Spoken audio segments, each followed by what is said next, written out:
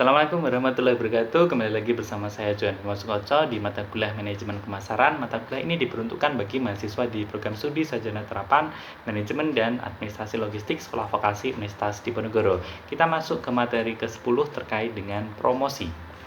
Apa itu promosi? Promosi merupakan upaya pemasaran yang bersifat media dan non-media untuk merangsang percobaan dari konsumen, meningkatkan permintaan dari konsumen, atau untuk memperbaiki kualitas dari sebuah produk tertentu. Promosi penjualan menurut Fandi Ciptono merupakan bentuk persuasif langsung melalui penggunaan berbagai insentif yang dapat diatur untuk merangsang pembelian produk dengan segera atau meningkatkan jumlah barang yang dibeli pelanggan. Kemudian menurut Rambat Lupiyadi, promosi merupakan salah satu variabel dalam bauran pemasaran yang sangat penting dilaksanakan oleh perusahaan dalam memasarkan produk jasa. Kegiatan promosi bukan saja berfungsi sebagai alat komunikasi antar perusahaan dengan konsumen, melainkan juga sebagai alat untuk mempengaruhi konsumen dalam kegiatan pembelian atau penggunaan jasa sesuai dengan keinginan dan kebutuhannya. Adapun jenis-jenis promosi, jadi jenis-jenis promosi menurut Kotler dan Armstrong ada 5, yaitu periklanan atau advertising, kemudian promosi penjualan atau sales promotion, hubungan masyarakat atau public relation, keempat penjual personal atau personal selling, dan kelima adalah pemasaran langsung atau direct marketing. Periklanan pertama, yaitu tujuan periklanan ialah tugas komunikasi tertentu yang dicapai dengan pemirsa sasaran tertentu selama periode waktu tertentu juga. Tujuan dari periklanan itu dapat digolongkan berdasarkan tujuan utama, yaitu menginformasikan, membujuk, atau mengingatkan. Periklanan yang informatif sering digunakan ketika perusahaan mencoba untuk memperkenalkan kategori produk yang baru. Dalam hal ini tujuannya adalah untuk membangun permintaan yang utama. Periklanan persuasif atau periklanan yang membujuk menjadi periklanan yang komparatif, di mana perusahaan secara langsung atau tidak langsung membandingkan mereknya dengan kompetitor yang lain. Kemudian periklanan pengingat membantu memelihara hubungan pelanggan dan membuat konsumen terus memikirkan produk tersebut. Kita berbicara yang kedua, yaitu promosi penjualan atau sales promotion, jadi jenis promosi yang kedua. Menurut Kotler dan Armstrong, banyak sarana yang dapat digunakan untuk mencapai tujuan promosi penjualan itu sendiri. Yang pertama adalah alat promosi konsumen, meliputi sampel produk, kupon, pengembalian tunai, harga khusus, premi, barang khusus, iklan, undian, serta permainan di dalam pemasaran. Kemudian alat promosi dagang, membujuk penjual perantara untuk menjual merek, memberikan ruang rak, mempromosikan merek itu dalam iklan, dan pada akhirnya menawarkannya kepada konsumen.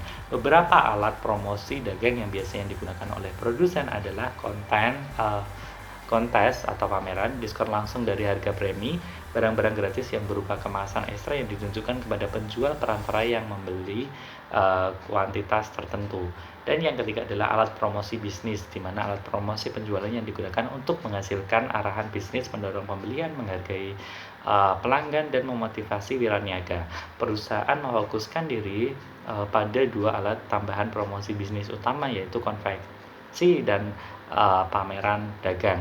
Perusahaan yang menjual produk mereka memperlihatkan produk mereka di pameran dagang. Kemudian yang berikutnya adalah hubungan masyarakat atau public relation. Menurut Kotler dan Armstrong, Departemen Hubungan Masyarakat dapat melaksanakan satu atau semua fungsi-fungsi berikut ini. Pertama, hubungan pers, yaitu menciptakan dan menempatkan informasi berharga di media berita untuk menarik perhatian pada seseorang produk atau jasa. Kemudian publisitas produk, yaitu mempublikasikan produk tertentu. Yang ketiga, kegiatan masyarakat, yaitu membangun dan mempertahankan hubungan nasional dan komunitas lokal. Kemudian melobi, membangun dan mempertahankan hubungan dengan pembuat peraturan. Kemudian hubungan investor, yaitu mempertahankan hubungan dengan pemegang saham dan pihak lainnya dalam komunitas keuangan. Kemudian pengembangan, yaitu hubungan masyarakat dengan pihak donor atau anggota organisasi untuk mendapatkan dukungan finansial. Yang keempat adalah penjualan personal atau personal selling. Menurut Kotler dan Armstrong, penjualan personal adalah salah satu profesi yang paling tua di dunia. Orang-orang yang melakukan penjualan mendapat banyak sebutan yaitu wiraniaga, manajer distrik, account eksekutif, agen, konsultan penjualan, dan lain sebagainya.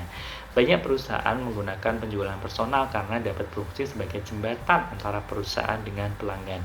Dalam banyak kasus, penjualan personal mewakili dua majikan yaitu penjual dan pembeli.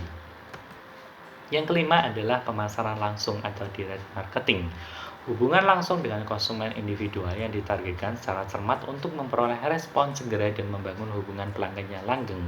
Penggunaan surat langsung, telepon, televisi, respon langsung, email, internet, dan sarana lain sebagainya untuk berkomunikasi secara langsung dengan konsumen-konsumen tertentu.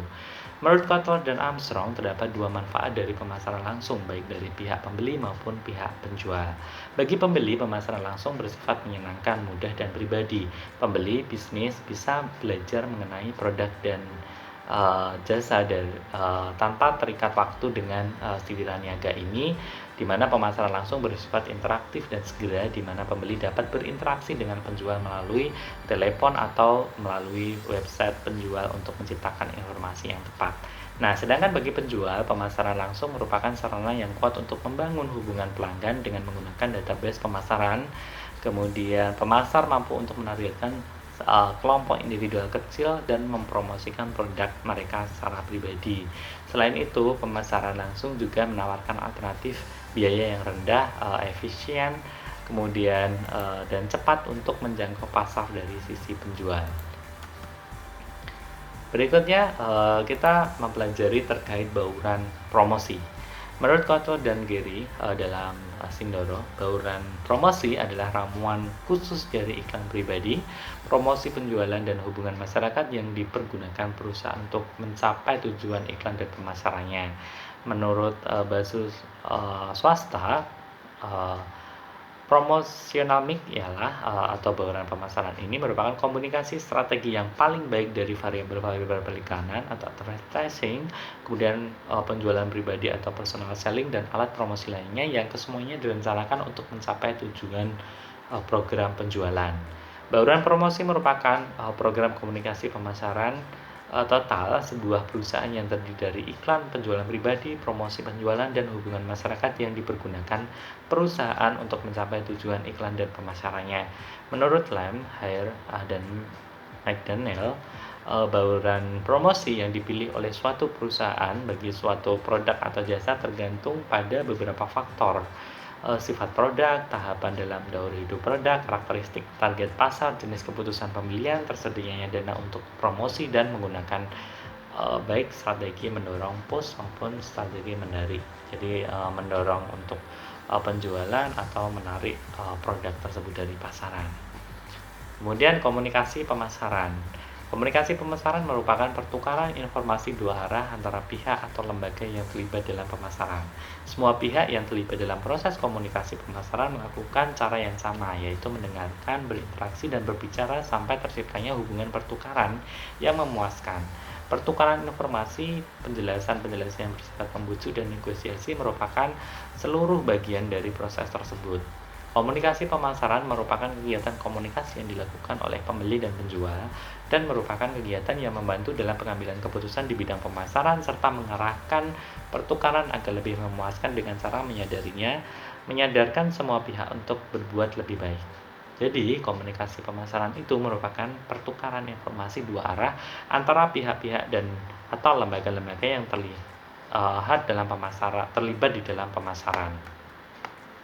Komunikasi di dalam marketing dapat dibagi menjadi 3 bagian penting, yaitu pertama harus ada komunikator yang bertindak sebagai sender, kemudian yang kedua harus ada receiver yang akan menerima berita dari komunikator, dan yang ketiga harus ada alat untuk menyampaikan pesan atau message berupa saluran atau channel yang bertindak sebagai media saluran berita. Adapun model komunikasi pemasaran meliputi pertama sender atau juga disebut sumber atau source. Kemudian yang kedua, pemasar menentukan bagaimana pesan itu disusun agar dapat dipahami dan direspon secara positif oleh penerima, dalam hal ini konsumen. Keseluruhan proses dari perencanaan pesan sampai penentuan jenis promosi yang akan dipakai disebut proses encoding. Kemudian yang ketiga, menyampaikan pesan melalui media atau proses transmisi. Keempat, proses memberikan respon dan menginterpretasikan pesan yang diterima atau proses decoding. Proses ini berarti penerima pesan memberi interpretasi atas pesan yang diterima. Yang kelima adalah umpan balik atau feedback atas pesan yang dikirimkan. Pemesan menginformasikan apakah pesan yang disampaikan sesuai dengan harapan, artinya mendapat respon atau tindakan yang positif dari konsumen, atau justru pesan tidak sampai secara efektif. Nah, demikian yang dapat kita pelajari hari ini. Terakhir, saya mengutip quote dari Imam Syafi'i, ilmu bukan untuk dihafal tetapi yang memberikan manfaat. Saya Johan Bimo Sukoco, sampai jumpa di materi-materi berikutnya. Selamat belajar. Assalamualaikum warahmatullahi wabarakatuh.